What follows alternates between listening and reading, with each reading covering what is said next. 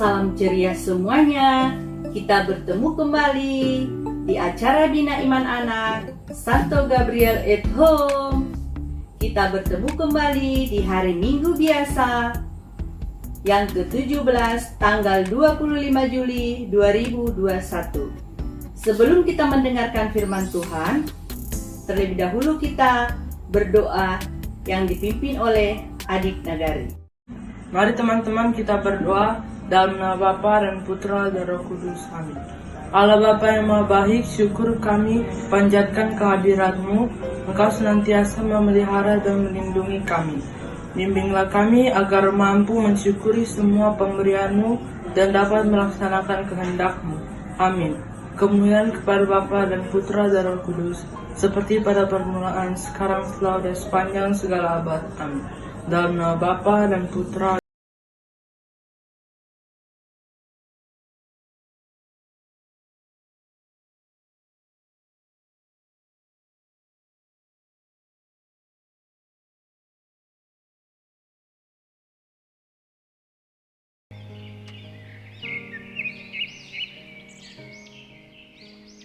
Dari Yohanes bab 6 ayat 1 sampai ayat yang ke-15.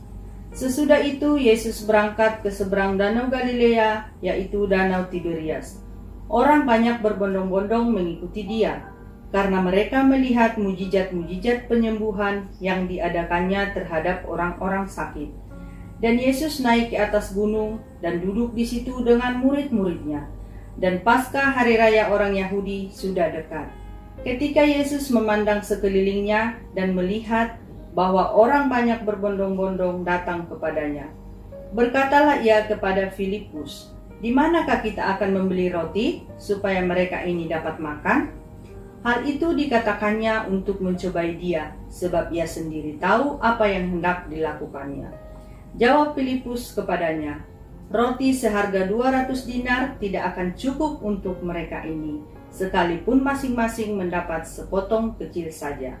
Seorang dari murid-muridnya, yaitu Andreas, saudara Simon Petrus, berkata kepadanya, "Di sini ada seorang anak yang mempunyai 5 roti jelai dan 2 ikan.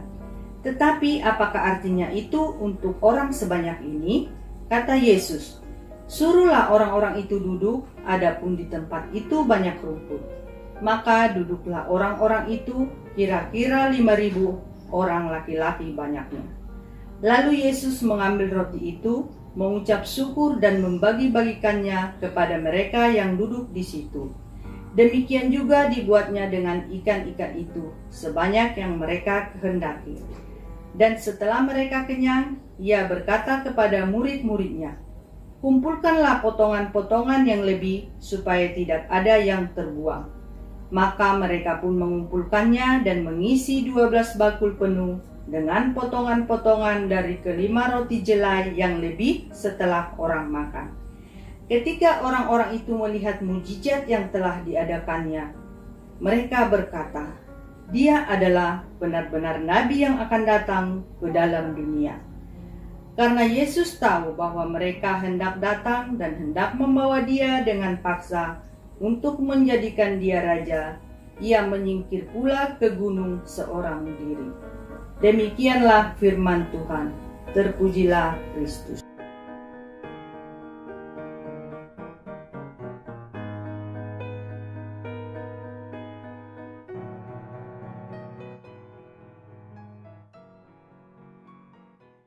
Adik-adik yang manis, siapakah yang udah sarapan tadi pagi? Siapa yang mengambilkan makanannya sendiri atau diambilkan? Wah, semuanya pasti hebat. Baik yang diambilkan atau mengambil sendiri makanannya, yang pasti tidak boleh tersisa.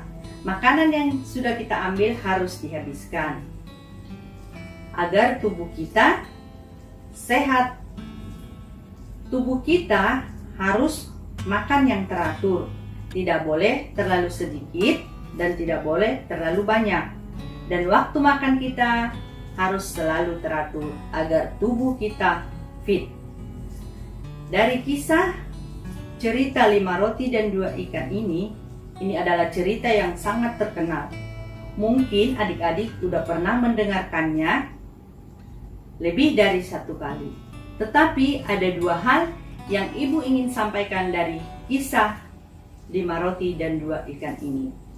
Yang pertama, dari manakah 5 roti dan 2 ikan ini? Ada yang tahu adik-adik? Santo Andreas mengatakan, ada anak yang memiliki 5 roti dan 2 ikan. Nah, ibu membayangkan kalau anak ini adalah seorang dari anak bina iman anak Santo Gabriel. Sungguh hebat, anak ini rela memberikan 5 roti dan 2 ikan yang tidak seberapa itu untuk berbagi dengan orang banyak. Dia rela untuk dibagikan agar mereka dapat makan bersama-sama. Tapi adik-adik, sungguh ajaib, dari 5 roti dan 2 ikan bisa tersisa 12 keranjang.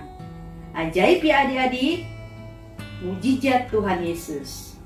Bisa tersisa 12 keranjang.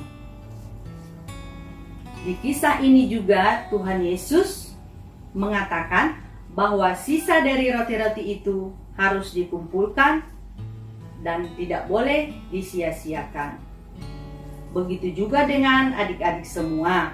Kalau kita memiliki makanan, pakaian, atau buku-buku, tas yang kita miliki, seharusnya kita mau berbagi dengan orang lain. Kepada orang-orang yang membutuhkan. Misalnya, orang-orang yang terkena bencana alam, atau orang-orang miskin, atau orang-orang anak yatim piatu. Kita boleh membagikan milik kita kepada mereka.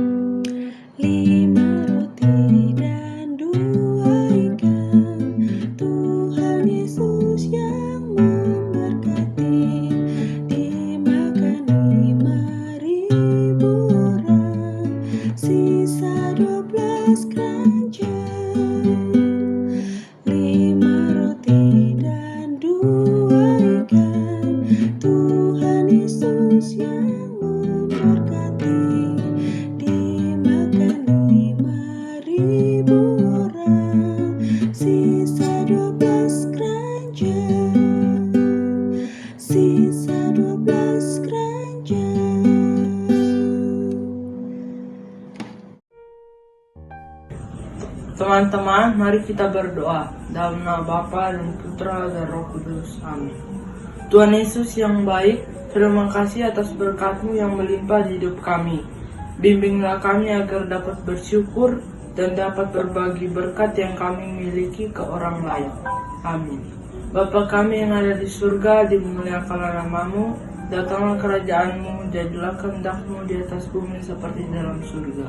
Berilah kami rezeki pada hari ini dan ampunilah kesalahan kami, seperti kami pun mengampuni yang bersalah kepada kami. Dan janganlah masukkan kami ke dalam pencobaan, tetapi bebaskanlah kami dari yang jahat. Amin. Dalam nama Bapa dan Putra dan Roh Kudus. Selamat ulang tahun